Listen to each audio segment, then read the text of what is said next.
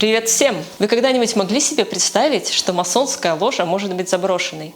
Да еще и одна из самых влиятельных в стране. Вот и я не особо, пока мы лично в этом не убедились.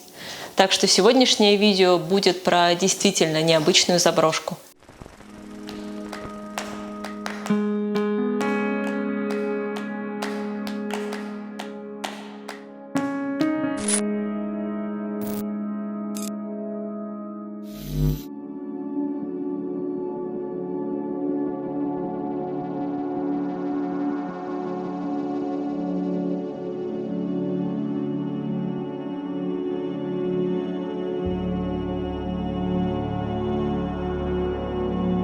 Это здание, находящееся в самом историческом центре французского города, приковывает к себе взгляд распахивающимися от ветра окнами.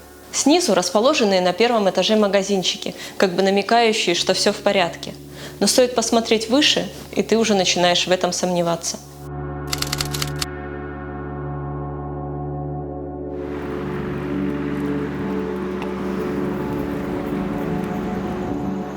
Построенное в конце XIX века, здание ложи до сих пор имеет окутанную тайнами историю своего происхождения, не называя нам ни имен владельцев, ни имен архитекторов. Только слабый намек на них, но и тот, возможно, ложный след, ведь появилось оно в момент расцвета фарфоровой промышленности, и когда-то внутри здания хранилась большая коллекция фарфоровых изделий, а на стенах в комнате со стеклянным куполом до сих пор остались фарфоровые фризы.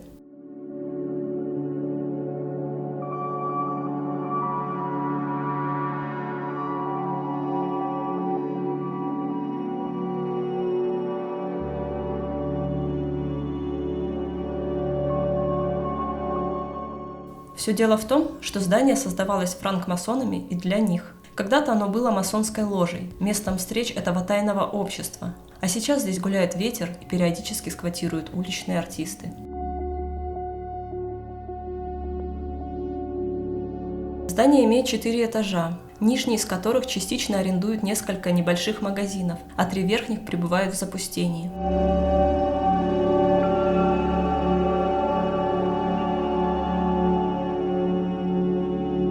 К ним ведет большая арочная дверь, залепленная заплатами и кучей замков, так как уже неоднократно взламывалась.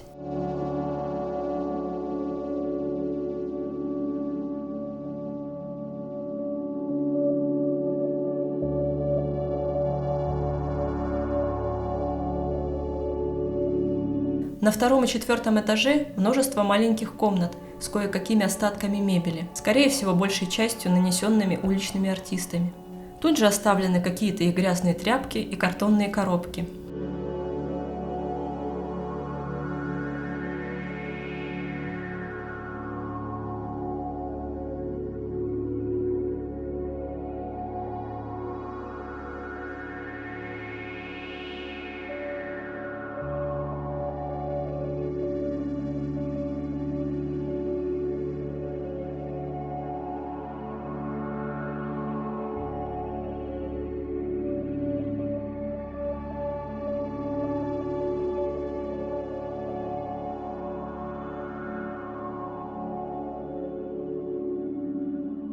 Этажи между собой соединяет широкая и красивая лестница, выстеленная красным ковром.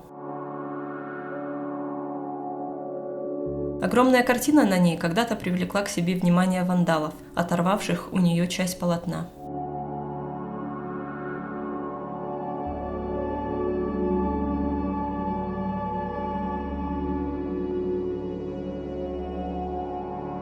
Была здесь также и вторая, секретная винтовая лестница, тоже пронизывающая все этажи.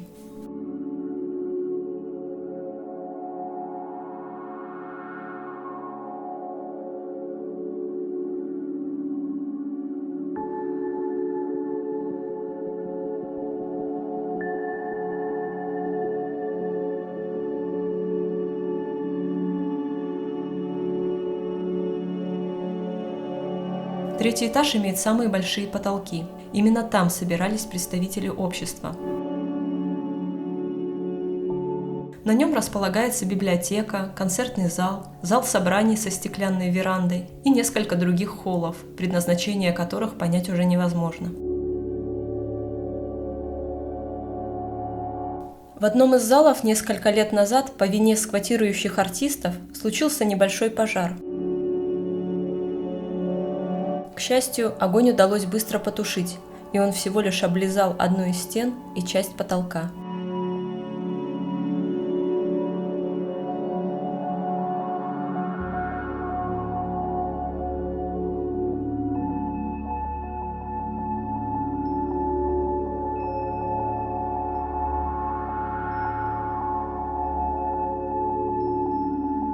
Самый большой здесь – концертный зал. К счастью, в нем все еще сохранились шикарные хрустальные люстры, высокие зеркала, обшитые бархатом длинные диваны и изящная антикварная мебель.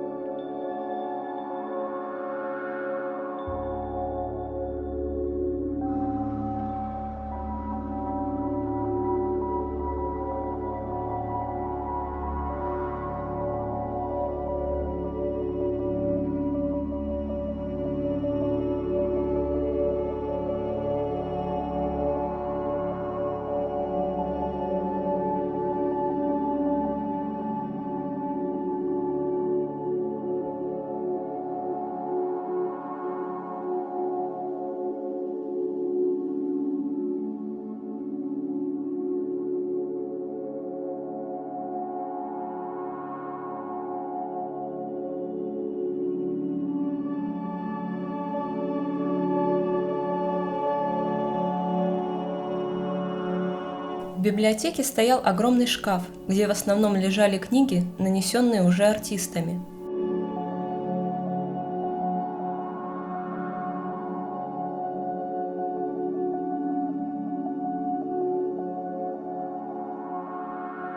На украшенном деревянными панелями камине сохранилась фарфоровая вставка.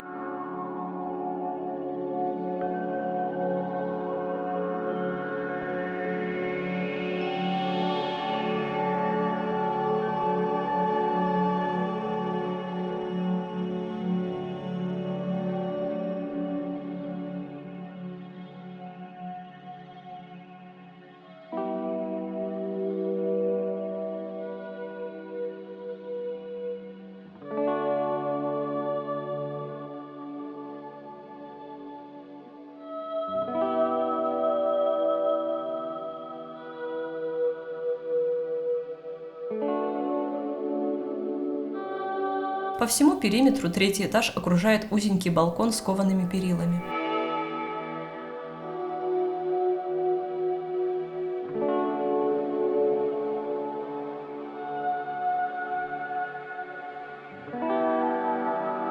Безусловно, пристроенная к зданию чуть позже после завершения его строительства веранда со стеклянным куполом является самым красивым здесь местом. Потемневшая от скопившихся на ней снаружи грязи и мха, она уже не давала так много света, как было задумано изначально. И заходя сюда, ты оказывался в некотором приятном полумраке, дополняемом темно-зеленым оттенком стен.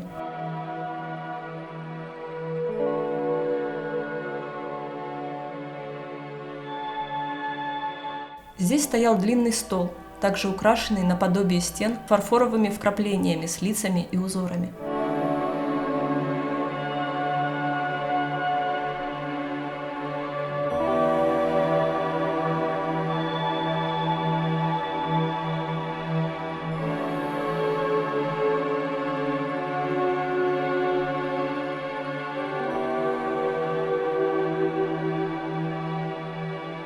Справа от купола находится маленький закуток с уборной.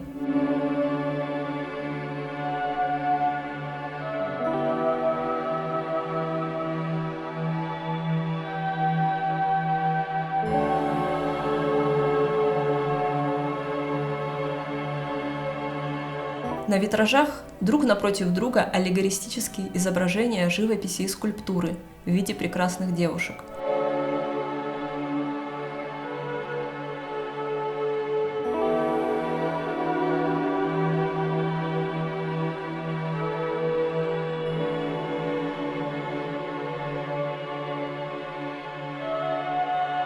На дверном портале находится горельеф каната с равномерно расположенными на нем узлами.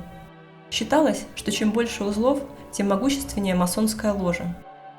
Здесь же их было аж 9 штук, что говорило о большой влиятельности данного общества.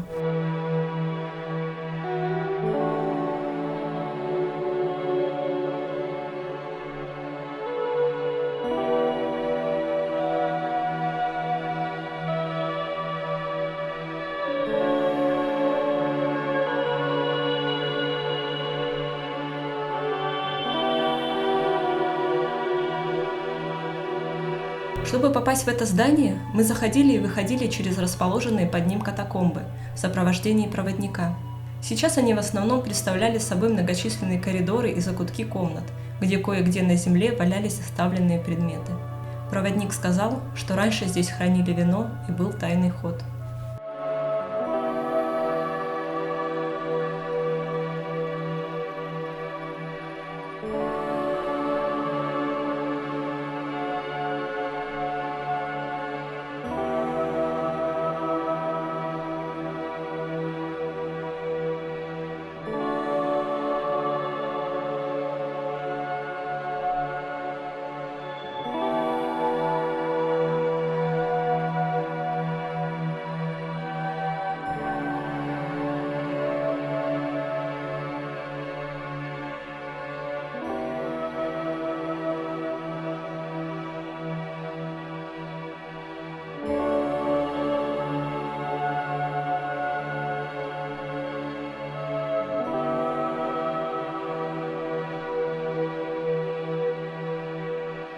Масонами на то время могли быть только мужчины. Женщины же не имели права подниматься в этом здании выше 1-го этажа. Но то было раньше. Мы с Герой аж до самой крыши поднялись.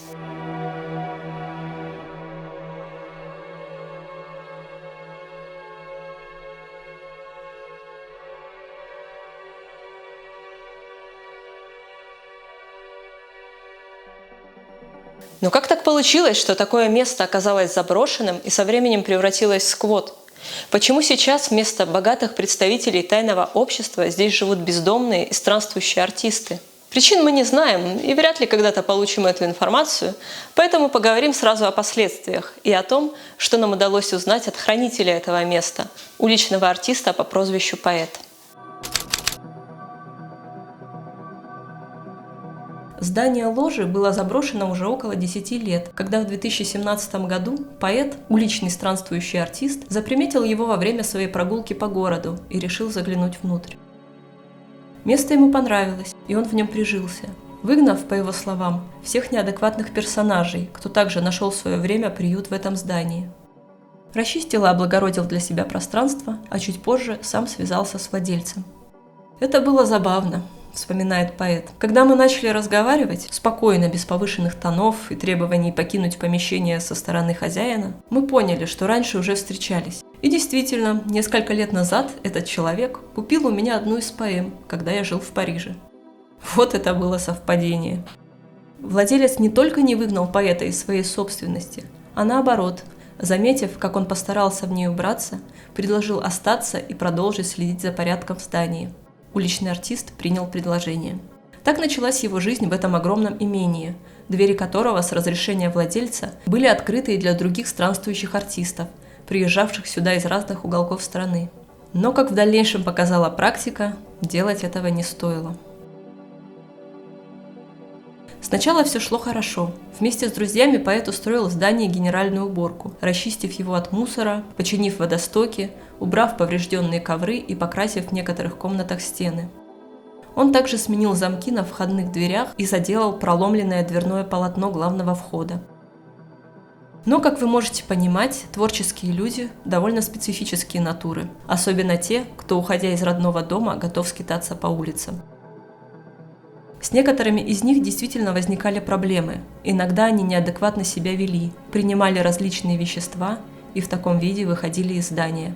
Конечно, живущие поблизости горожане сильно обеспокоились, а после того, как один такой сквот, также находящийся в историческом здании в центре города, сгорел и унес жизнь одного из своих обитателей, местные жители заволновались не на шутку. Они даже относили заявление в прокуратуру с просьбой очистить здание от живущих там подозрительных персон. но закон был на стороне владельца и его жильцов. Тогда скваттеры, чтобы немного успокоить и расположить к себе горожан, стали организовывать в здании дни открытых дверей, приглашая к себе всех желающих посмотреть остатки от когда-то роскошных интерьеров. Сейчас поэт, ответственный за сохранность здания, больше никого в него не пускает. Но, к сожалению, информация о том, что в этом месте организован сквот, сильно разлетелась среди французских скваттеров, и они до сих пор приезжают сюда и силой пытаются проникнуть в здание. По словам поэта, он вынужден менять замки на входной двери 1-2 раза в месяц, потому что непрошенные гости их выламывают. Несколько раз ему даже приходилось драться с такими товарищами и насильно их выставлять. Устав от столь неспокойной жизни, поэт переехал жить в деревню, но все равно каждый день возвращается проверить, все ли в здании в порядке.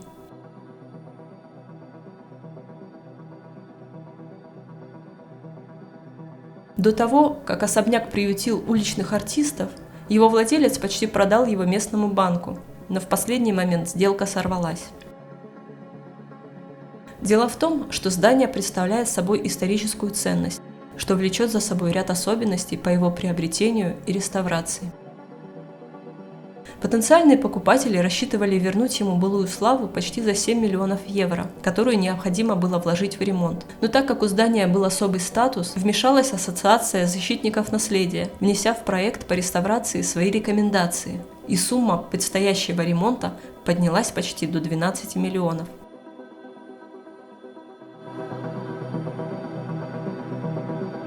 Желая сделать слишком много, защитники наследия рискуют разрушить это великолепное здание, сказал представитель банка и отменил сделку. До сих пор особняк находится в поиске нового любящего владельца, готового по доброте душевной вложить в него баснословные деньги. Но этот процесс тянется годами, а состояние здания только ухудшается, что, естественно, повышает цену ремонта. Существует здесь еще один нюанс. Так как здание было построено масонами и для масонов, переходить оно может тоже только от одного представителя тайного общества к другому. И, как вы можете догадаться, это также затрудняет его продажу. К сожалению, даже если упустить пункт про масонство, остается вот такая бесконечная борьба с сообществами по защите и нормами реставрации в стране в принципе. Исторически значимые здания требуют особого подхода, особых материалов и техник по восстановлению, а это, разумеется, стоит недешево. Особенно если какое-то время они простояли заброшенными или стали приютом для бездомных. Содержать такие большие здания в наше время сложно и дорого. Делать в них какие-то музеи или общественные места зачастую абсолютно нерентабельно. Вот никто из богачей не хочет вкладываться в это дело, предпочитая сразу отстраивать новые жилища для себя, а не с головной болью поднимать руины. И, в общем-то, их можно понять. Вот такой эпизод у нас получился. Надеюсь, вам понравилось знакомство с этим потрясающим зданием. В таком случае не забудьте поставить лайк и подписаться на канал, если вы еще не с нами. До встречи в новых эпизодах про заброшенные места. Пока!